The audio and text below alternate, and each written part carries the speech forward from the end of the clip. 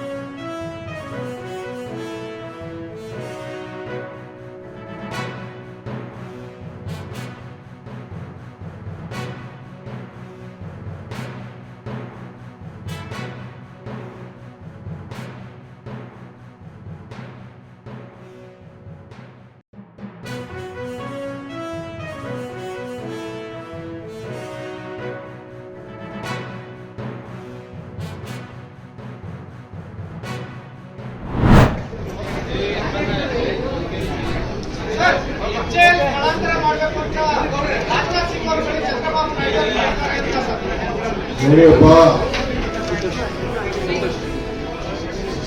ಹೆಚ್ಚೇ ಇಲ್ಲ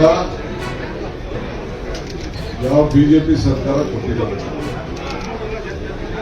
ಮೊದಲಿಂದಲೂ ಕೂಡ ನಮ್ಮಲ್ಲಿರುವಂತ ಟೆಕ್ನಿಕಲ್ ನಮ್ಮ ಯುವಕರು ಅವತ್ತಿನ ಕೂಡ ಬಹಳ ಶಕ್ತಿಶಾಲಿಯಾಗಿದ್ದಾರೆ, ವಿಜ್ಞಾನಿಗಳಿದ್ದಾರೆ ಅಂತ ಹೇಳಿ ನೆಹರು ಕಾಲದಿಂದ ಇದನ್ನ ಒಂದು ದೊಡ್ಡ ಬೇಸ್ ಮಾಡಿ ಕೊಟ್ಟಿದ್ದಾರೆ. ಇಡೀ ದಕ್ಷಿಣ ಭಾರತದಲ್ಲಿ ಏರ್ ಬೇಸು, ಏರ್ ಶೋ ಇವೆಲ್ಲ ಕೂಡ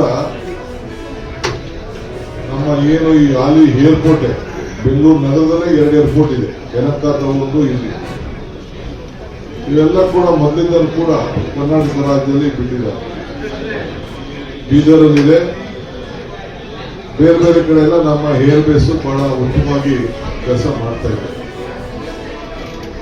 ಅವರು ಚಂದ್ರಬಾಬು ನಾಯ್ಡು ಅವರು ಪೊಲಿಟಿಕಲಿ ಅವ್ರು ಏನ್ ಕೇಳ್ಕೊಳ್ತಾರೋ ಅದಕ್ಕೆ ನಾನು ಅದಕ್ಕೆ ಡೋಂಟ್ ವಾಂಟ್ ಟು ಇಂಟರ್ಫಿಯರ್.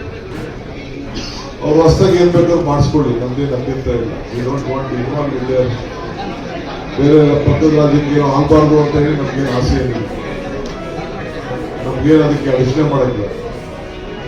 ನಮ್ಮ ರಾಜ್ಯದ ಆಸ್ತಿ ಏನಿದೆ ನಮ್ಮ ರಾಜ್ಯದಲ್ಲಿ ಮೊದಲಿಂದ ಕೂಡ ಏನಿದೆ ಅದನ್ನ ನಮ್ಮ ಸರ್ಕಾರ at any cost of time, ಇದು ನಮ್ಮ ಸ್ವಾಭಿಮಾನ, ನಮ್ಮ ಆಸ್ತಿ, ನಮ್ಮ ನವೃತ್ತಗಳು, ನಮ್ಮ ಹಕ್ಕು, ನಾವು ಅದನ್ನ ಉಳಿಸ್ಕೊಳ್ತೇವೆ. ನಮ್ಮ ಎಂಪಿಗಳು ಸುಮ್ಮನೆ ಕೂತಿದ್ದಲ್ಲ, ಇನ್ನ ಯಾರು ಮಾತಾಡ್ತಾರೆ, ಸೆಂಟ್ರಲ್ ಮಿನಿಸ್ಟರ್ ಯಾರು ಮಾತಾಡ್ತಾರೆ. ಇವತ್ತು ಸಾಯಂಕಾಲದೊಳಗಡೆ ಸೆಂಟ್ರಲ್ ಮಿನಿಸ್ಟರ್ ಎಲ್ಲ ಇದ್ರ ಬಗ್ಗೆ ಎಂಪಿಗಳ ಬಗ್ಗೆ ಎಲ್ಲ ಮಾತಾಡಬೇಕು.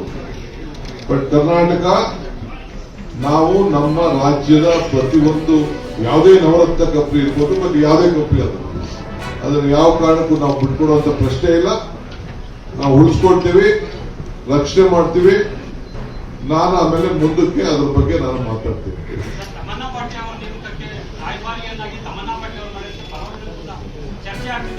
ಈಗ ನಾನು ಈಗ ನಾನಿನ್ನ ಅದನ್ನ ನಮ್ಮ ಚೀಫ್ ಮಿನಿಸ್ಟರ್ ಹತ್ರ, ನಮ್ಮ ಇಂಡಸ್ಟ್ರೀಸ್ ಮಿನಿಸ್ಟರ್ ಹತ್ರ ನಾನು ಮಾತಾಡಿಲ್ಲ. I speak to them and ನಾವು ಮಾತಾಡ್ತೀವಿ.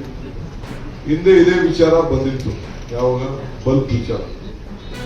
ನಾವು ನಮ್ಮ ಪುನೀತು ಮತ್ತು ರಮ್ಯಾರವ್ರನ್ನ ಲೈಬ್ರರಿ ಮಾಡಿ ಮೈಸೂರಿನಲ್ಲಿ ನಾವು ಮಾಡಿದ್ದೇವೆ. ಈಗ ಕುಂಬ್ಳೆಯವ್ರನ್ನ ಇವತ್ತು ನಾನು ಕೂಡ ಕುಂಬ್ಳೆಯವ್ರಿಗೆ ನನ್ನ ಫಾರೆಸ್ಟ್ ವಿಚಾರದಲ್ಲಿ ನಾನು ನಮ್ಮ ಫಾರೆಸ್ಟ್ ಮಿನಿಸ್ಟರ್ ಮಾತಾಡಿದ್ದೀವಿ. ಅವ್ರನ್ನ ಇದಕ್ಕೆ ರಾಯಭಾರಿಯಾಗಿ ನಮ್ಮ ನವೀನ್ ಕುಂಬ್ಳೆಯವ್ರಿಗೆ ನಾವು ರಿಕ್ವೆಸ್ಟ್ ಮಾಡಿದ್ವಿ. ಅವರು ಒಪ್ಕೊಂಡಿದ್ದಾರೆ. ಇದನ್ನು ನಾನಿನ್ನ ಮಾತಾಡಿಲ್ಲ, ಮಾತಾಡ್ಬಿಟ್ಟು ತಮ್ಮನ್ನ ತಿಳಿಸ್ತೀನಿ.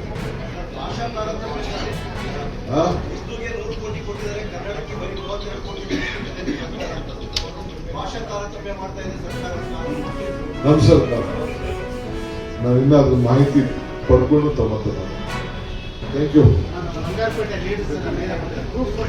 ಬನ್ನಿಯಪ್ಪ, ಬಂಗಾರಪೇಟೆ ಲೀಡ್ಸ್ ಎಲ್ಲ ಬಂದು ಒಂದು ಫೋಟೋ. ಸುಮಾರು 65 ಕೇಸ್ಗಳಿದ್ದಾವೆ, 80 ಆಗಿದ್ದಾವೆ. ಇದು ಅಷ್ಟೊಂದು ಸೀರಿಯಸ್ ಕ್ರೈಮ್ ಅಲ್ಲ.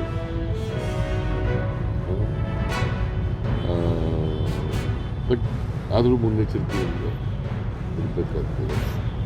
ಮತ್ತು ಮಕ್ಕಳಿಗೆ ಇನ್ನೊಂದು ಹೇಳಿದ್ದೀವಿ, ಯಾರಿಗೆ ನೆಗಡಿ ಬರ್ತದೆ, ಕೆಮ್ಮು ಬರ್ತದೆ, ಜ್ವರ ಬರ್ತದೆ, ಅವ್ರು ಯಾರು ಶಾಲೆಗೆ ಕಳಿಸ್ಬೇಡಿ ಅಂತ.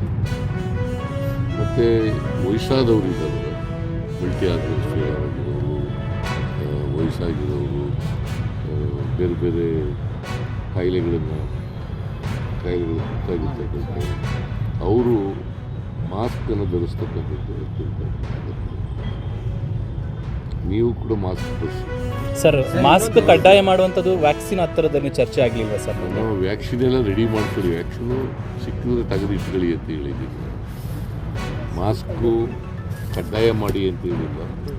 ಯಾರಿಗೆ ವಯಸ್ಸಾಗಿರೋರಿದ್ದಾರೆ, ಯಾರು ಕಾಯಿಲೆಗಳಿಂದ ನರಳ್ತಾ ಇದ್ದಾರೆ, ಯಾರು ಕಿಡ್ನಿ ಡಿಸೀಸ್ಗಳು ನರಳ್ತಾ ಇದ್ದಾರೆ, ಹಾರ್ಟ್ ಡಿಸೀಸ್ಗಳಿದ್ದಾರೆ, ಅಂಥವರೆಲ್ಲ ಹಾಕಳಿ. ಸರ್, ವಿದೇಶ ಪ್ರಯಾಣ ಮಾಡಿದವರು ಅವರು ಸ್ವಲ್ಪ ನಿಗಾ ಇಡಬೇಕು ಅಂತ. ವಿದೇಶ ಪ್ರಯಾಣ ಏರ್ಪೋರ್ಟ್ ನಲ್ಲಿ ಏನಾದರೂ ಟೆಸ್ಟಿಂಗ್ ಸ್ಟಾರ್ಟ್ ಮಾಡೋದು ಇನ್ನೂ ಮಾಡಿಲ್ಲ. ಕೇಂದ್ರ ಸರ್ಕಾರದಿಂದ ಏನೂ ಬಂದಿಲ್ಲ ನಮಗೆ. ಬಟ್ ಎಚ್ಚರಿಕೆ ಇದೆ. ಆದ್ಮೇಲೆ ಎಲ್ಲ ಸುದ್ದಿಗಳನ್ನು ನೋಡಿದ್ರಲ್ಲ, ಏನು ಅನಿಸ್ತು ನಿಮಗೆ? ಇದರಲ್ಲೇ ನಿಮ್ಗೆ ಲೈಕ್ ಆಗಿರ್ಬೋದು, ಡಿಸ್ಲೈಕು ಆಗಿರ್ಬೋದು, ಕಾಮೆಂಟ್ ಬೇಡಪ್ಪ ಅಂತೂ ಅನಿಸಿರ್ಬೋದು, ಕಾಮೆಂಟ್ ಮಾಡಬೇಕಪ್ಪ ಅನಿಸ್ಬೋದು, ಶೇರ್ ಮಾಡಬಾರ್ದಪ್ಪ ಅನಿಸಿರ್ಬೋದು, ಅದು ಮಾಡಬೇಕು ಅನಿಸಿರ್ಬೋದು. ಏನಾದರೂ ಆಗಲಿ ಶೇರ್ ಮಾಡ್ತಾಯಿರಿ, ಈ ನ್ಯೂಸ್ಗಳನ್ನ ಹಂಚ್ತಾ ಇರಿ, ಜೊತೆಗೆ ಇದಕ್ಕೆ ಸಬ್ಸ್ಕ್ರೈಬ್ ಆಗ್ತಾಯಿರಿ ಅಂತ ಹೇಳ್ತಾ, H16 ನ್ಯೂಸ್ ಅರ್ಥಾತ್ ಹೇ ಸೀತಾರಾಮ್, ಇದು ಸತ್ಯದ ಕೈಗೆ ನಡಿ. ವಂದನೆಗಳು.